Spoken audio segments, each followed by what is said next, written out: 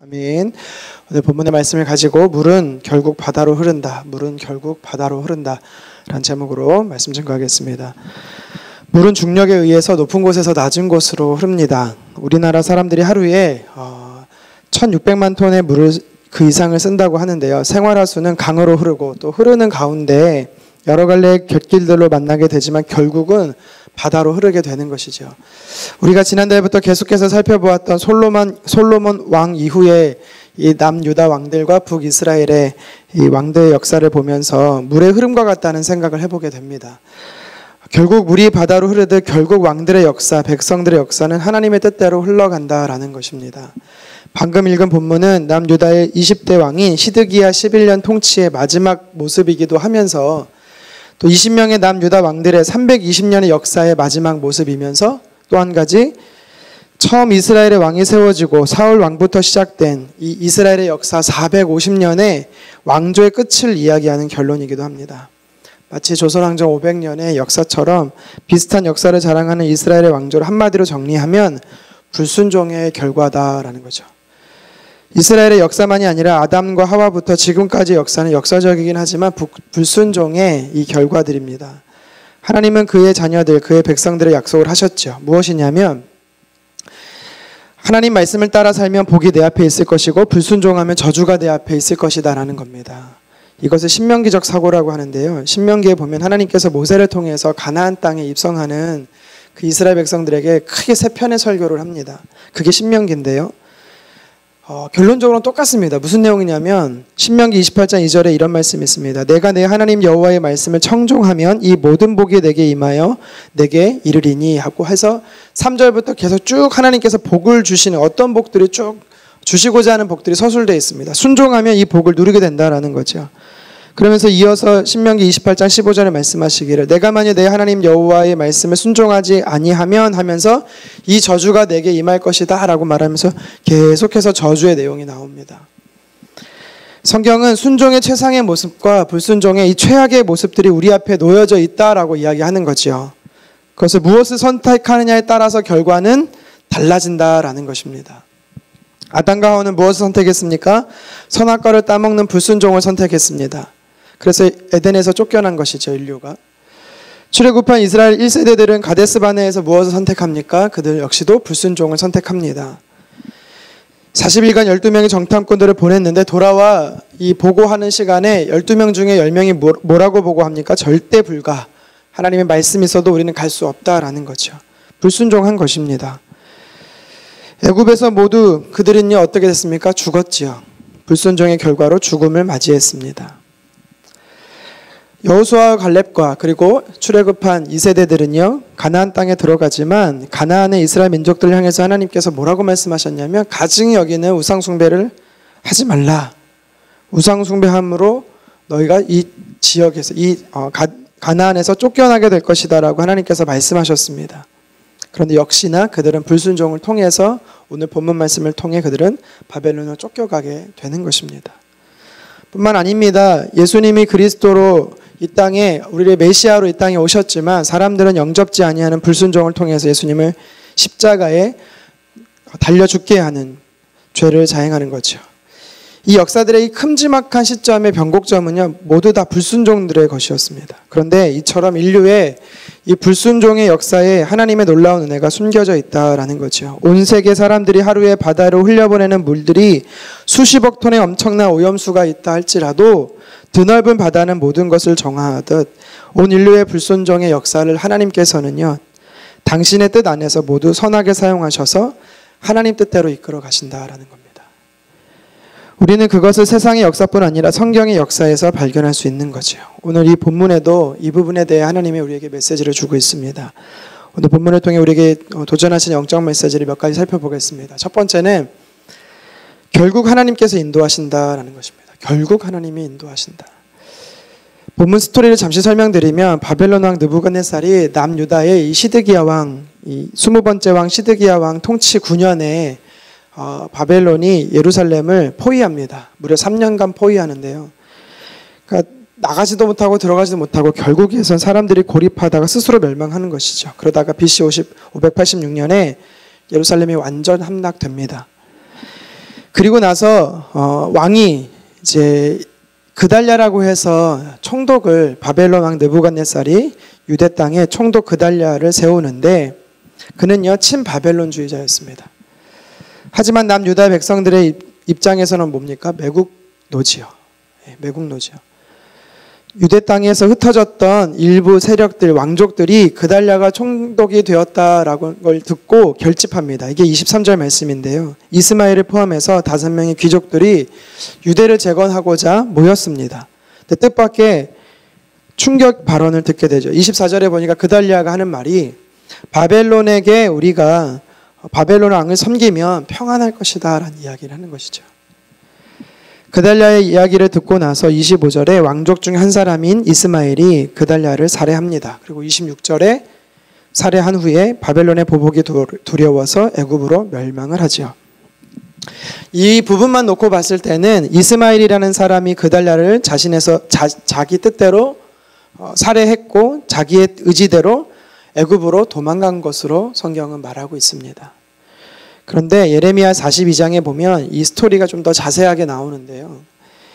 그달랴를 살해하고 애굽으로 피신했던 여러 사람 중에 이스마엘 말고도 오늘 본문 23절에 요하난이라는 자가 나오는데요. 그가 예레미야에게 기도를 간청하고 예레미야에게 묻는 이야기가 나옵니다.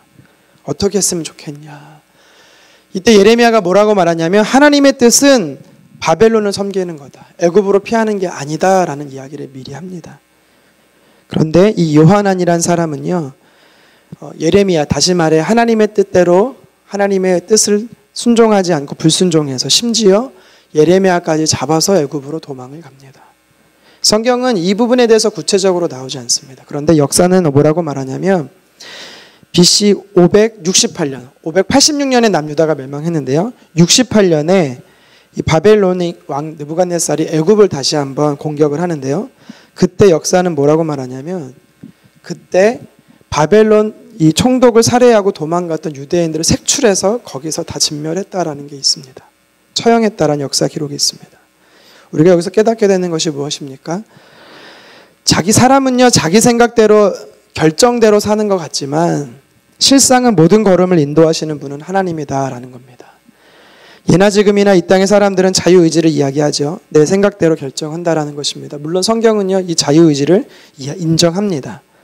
그렇지만 사람의 자유의지 역시 하나님의 주권과 섭리 안에 존재한다라는 것을 성경은 이야기하는 것입니다. 우리가 노력해서 무엇을 깨닫고 얻는 것 같지만 성경은 하나님께서 깨닫게 하시고 얻게 하시는 거다라는 거죠.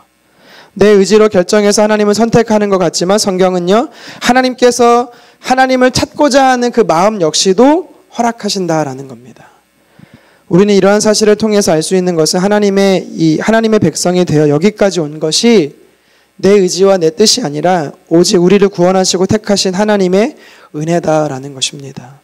그래서 오늘 우리는요 늘 하나님께 감사와 찬양을 드려야 한 뿐만 아니라 우리의 인생의 길을 인도하실 분이 하나님을 믿고 내 삶을 주님께 맡겨드리는 것입니다. 저와 여러분의 삶을 주님 앞에 맡기기를 주님의 이름으로 축원합니다. 계속해서 오늘 본문의 말씀이 우리에게 도전하는 것이 있다면 불순종에도 하나님은 일하신다라는 겁니다. 사람의 불순종에도 하나님은 일하신다입니다. 27절에서 30절의 내용을 살펴보면 갑자기 시간이 37년이 훌쩍 뛰어넘습니다. 남유다 19번째 왕 여호야긴이 18살 때 왕이 돼서 3개월 통치하고 바벨론으로 포로로 끌려가거든요. 그리고 이제 바벨론에서 20번째 왕이었던 시드기야를 세웠던 건데 무려 37년의 역사가 점핑이 됩니다. 그리고 바벨론 왕 느부갓네살 왕 다음으로 에윌 물로닥이라는 왕이 되었다라고 이야기를 합니다.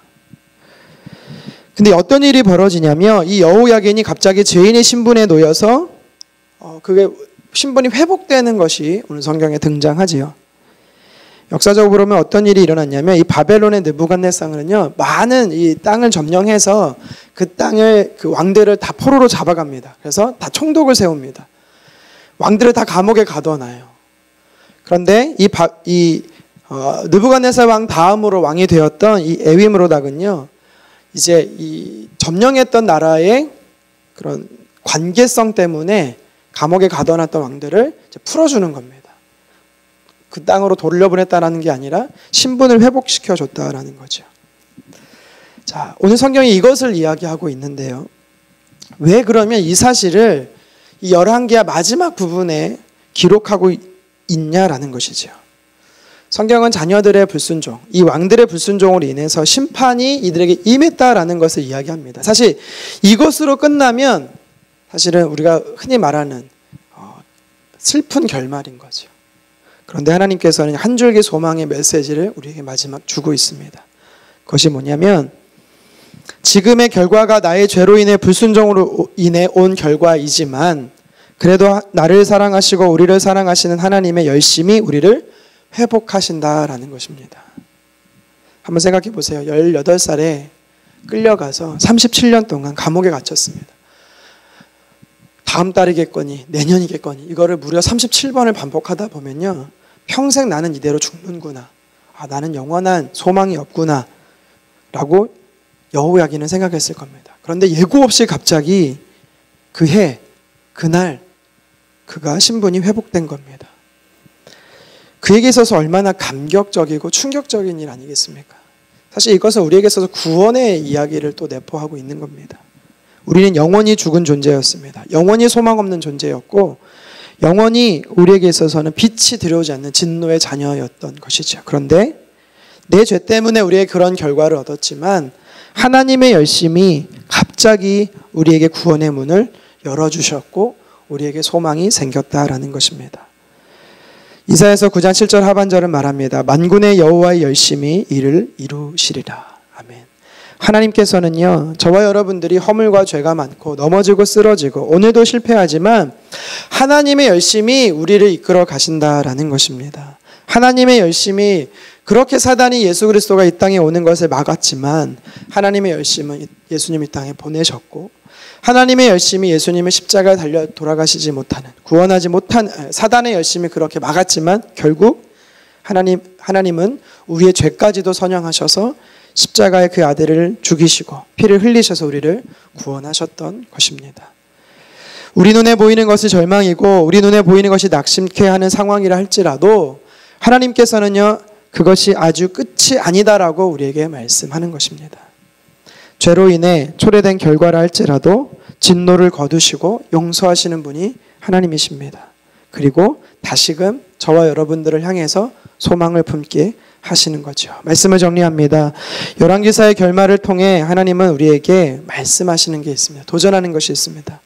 그것은 우리가 연약하고 넘어지고 실수할지라도 하나님께서는요 결국 하나님께서 승리하신다라는 것이고 결국 그의 백성들을 인도하여 가신다라는 것입니다. 우리는 이 사실을 믿고 오늘도 우리의 삶을 주님께 맡겨드리고 위탁하며 하나님의 선하신 뜻 안에서 우리를 인도해 가시도록 우리의 삶을 하나님 앞에 내어드리는 하루 되기를 간절히 소망합니다. 기도하겠습니다.